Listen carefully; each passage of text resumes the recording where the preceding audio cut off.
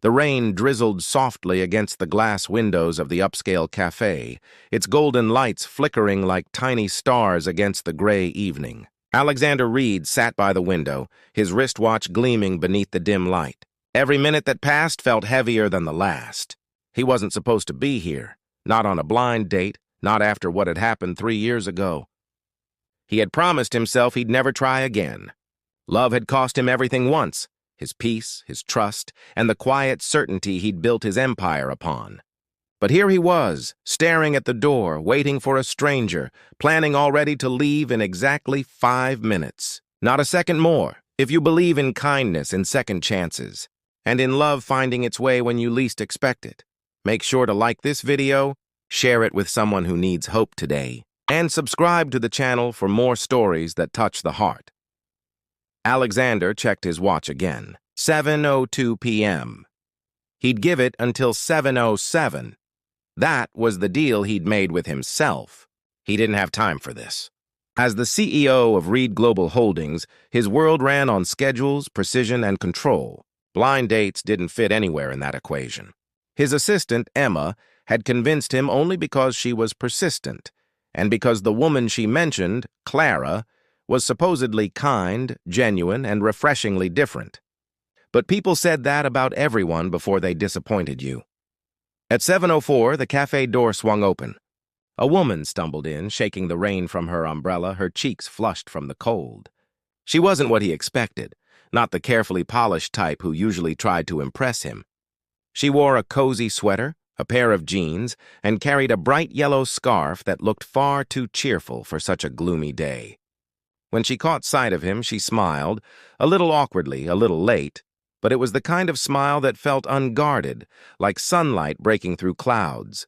She waved and hurried over. "You must be Alexander. I'm so sorry I'm late. Traffic was a nightmare, and my GPS hates me." She laughed softly, brushing a strand of wet hair from her face. Her laughter, light, spontaneous, and completely uncalculated, did something strange to the air around them. Alexander had planned to stay 5 minutes, but when she laughed, he forgot what he was counting.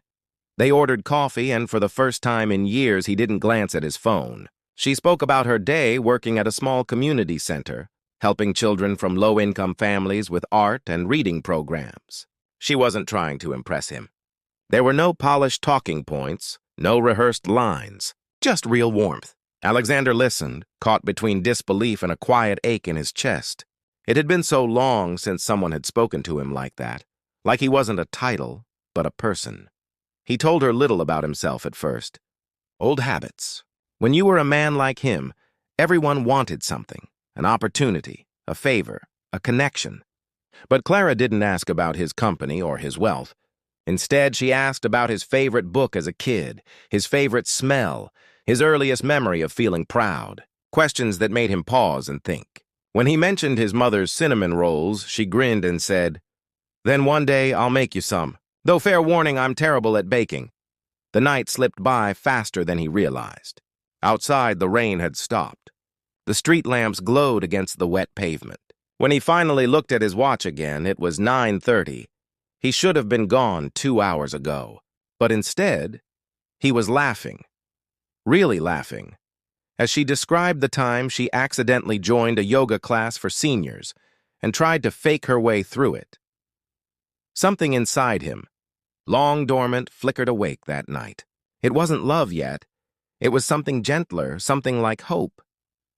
When they said goodbye, she smiled again and said, "I'm glad I came." He nodded, unable to find words.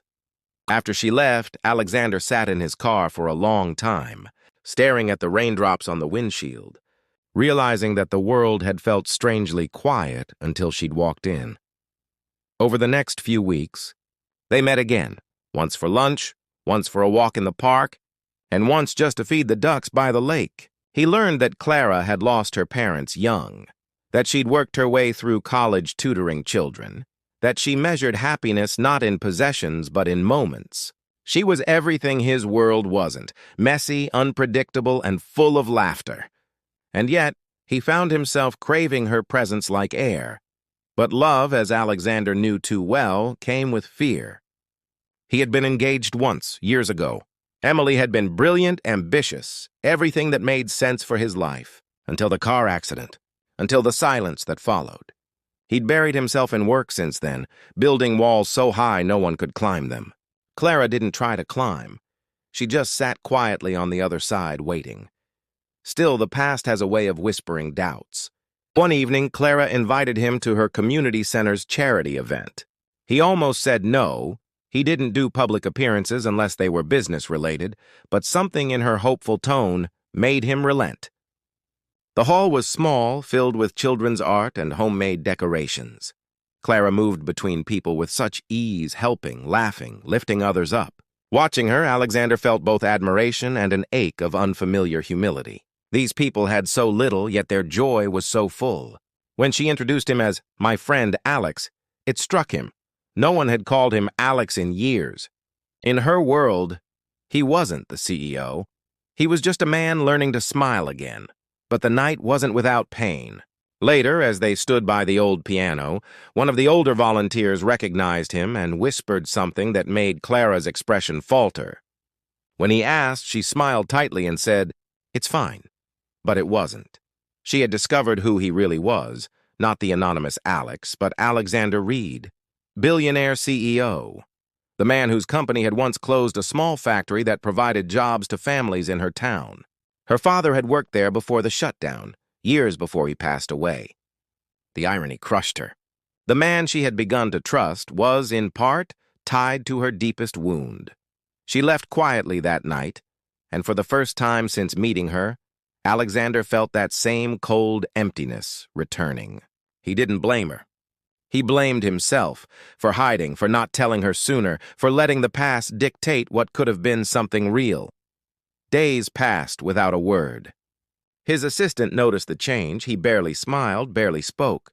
The empire kept running, but he felt like a ghost walking through its halls. On the 5th day, he drove to the community center. It was raining again, soft and steady. Through the window, he saw her helping a little girl paint a picture. She looked peaceful, but distant. He stepped inside quietly. The children greeted him, unaware of the storm between them. When she finally looked up, their eyes met, hers uncertain, his full of regret. He didn't bring flowers or grand gestures, just a folded envelope. Inside was a letter and a signed contract, a new initiative from his company to fund community programs and reopen local projects, including one in her town. He didn't do it to win her back. He did it because she'd reminded him what it meant to care. After the kids left, she walked up to him, holding the envelope. "Why are you doing this?" she asked softly. His voice broke slightly when he replied, "Because you made me remember the man I used to want to be, the one who built things that mattered." Silence hung between them, heavy and fragile.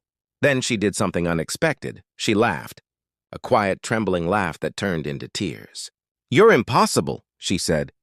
"You're supposed to be this untouchable CEO, and here you are, fixing playgrounds." He smiled, feeling a warmth he hadn't felt in years. Maybe I just needed the right reason. They didn't fix everything that night, but it was a beginning. And sometimes beginnings are all we need. Months later, the two stood at the same cafe where it had all started. The rain was softer this time, the air calmer. Clara reached across the table, her fingers brushing his.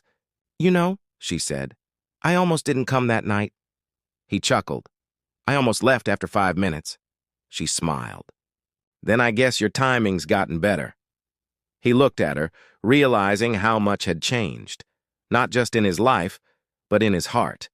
The walls he'd built had crumbled, replaced by something raw and beautiful. Love, he realized, wasn't about perfect timing or flawless people. It was about two broken souls finding a way to laugh again. Years later, when they married in a small garden surrounded by the same children from the community center, Alexander whispered as she laughed during their vows, "Your laughter made me stay forever." She smiled through tears, and the world around them faded into something timeless. If this story touched your heart, please don't forget to like, share, and subscribe for more heartwarming tales of love, hope, and redemption. Before you go, tell us in the comments, do you believe that one moment, one laugh can truly change everything? Because sometimes all it takes is one unexpected smile, one act of kindness, one last blind date to find forever.